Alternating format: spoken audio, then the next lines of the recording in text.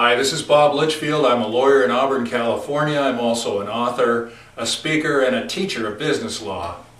When I teach my students in my business law course, I encourage them to learn the things that I believe are necessary to be a true American small business entrepreneur and to be successful as an entrepreneur.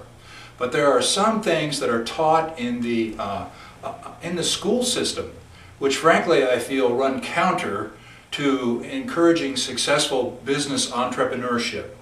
And one of these aspects, we always teach a section on business ethics because it's important to us. But one aspect of business ethics that I feel is very important that doesn't often get taught in any of the texts is that if you want to be a real American entrepreneur, you need to create a new and different relationship between yourself and failure. Because our school system tends to say, oh my gosh, avoid getting the all terrible F and being a failure at anything. Avoid failure at all costs. Well, avoiding getting an F in your schoolwork is one thing, but avoiding failure at all costs, especially as a business entrepreneur, is madness. You must risk failure, and sometimes you will fail. If you want to get a true understanding of the importance of failure as it is related to outstanding success in business and in life, read accurate historic biographies of any successful person that you can think of. If you want to read a mind-boggling one, read a biography of Winston Churchill, or read William Manchester's biography of Douglas MacArthur. American Caesar was the name of the book. Read that book. You will discover in accurate historical biographies that the most successful people throughout history, their successes were not just one success after another. Their lives were a series of ups and downs, just like your life, a series of devastating defeats and failures. The number of times that Winston Churchill was basically announced to the world by the press as politically dead. This man has suffered a political defeat or some other form of defeat or humiliation so great that he will never recover. His political career is over. The number of times that happened in his life and the number of times that he overcame that and came back and was incredibly successful is just amazing. And you know, I've said this in other tapes, but you have to remember Walt Disney's first cartoon company went bankrupt. Henry Ford's first car manufacturing company went bankrupt. J.P. Morgan's first finance outfit went broke.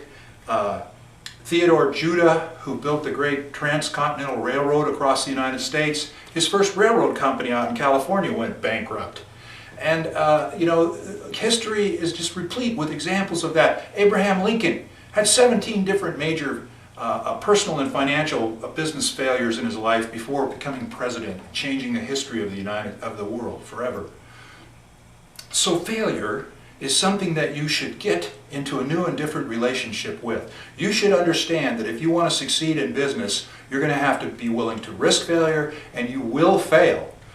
Most of you will fail on your first attempt. Some of you may fail on your second, and your third, and your fourth attempt. The difference between you, if you succeed, and the ones who gave up and never succeeded was that after that first failure, you got up, dusted yourself off, and went again.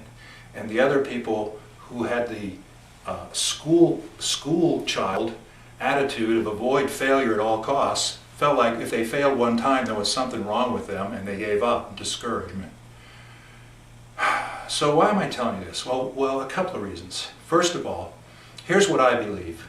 I believe that avoid failure at all costs is crazy. Now, I'm not saying go out and try to fail, because you could misinterpret that, because you really do sort of fail your way to success. Trial and error, just like a scientific experiment, trial and error often is the way of doing business as an entrepreneur.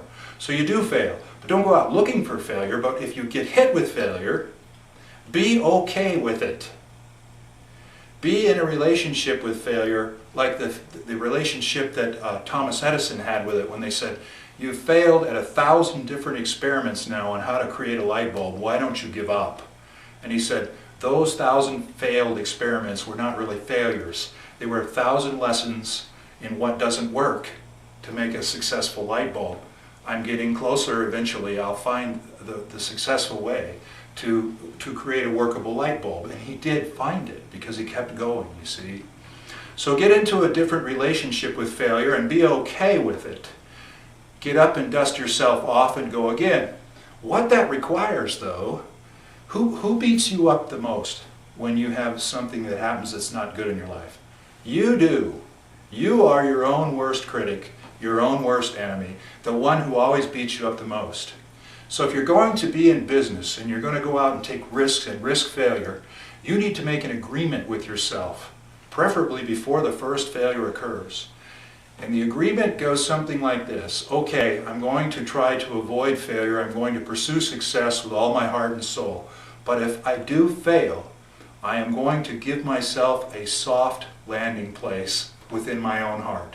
I am going to be extra specially forgiving, loving, and gentle with myself with regard to the failure. I will look at the failure, I will learn what I can from it, but then I will get up and dust myself off without harsh criticism, and I will go on. In fact, I may even celebrate the failure because it means that I had the courage to risk and that I was going for something that I really wanted.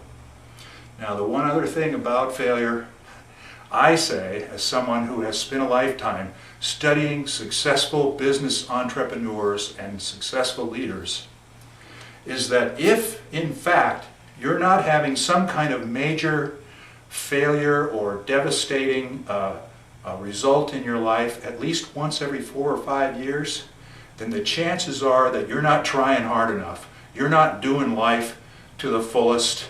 You're not pushing the edge of life's envelope hard enough. If you're not having at least one major failure of some kind about every 4 or 5 years, get in front of a mirror and take a long, hard look and ask yourself whether or not you're really going for the things you want and really want and love in life, or you've been spending too much time on the couch watching TV. That's all I've got to say about failure. I wish you success in all of your ventures. God bless you. Good luck.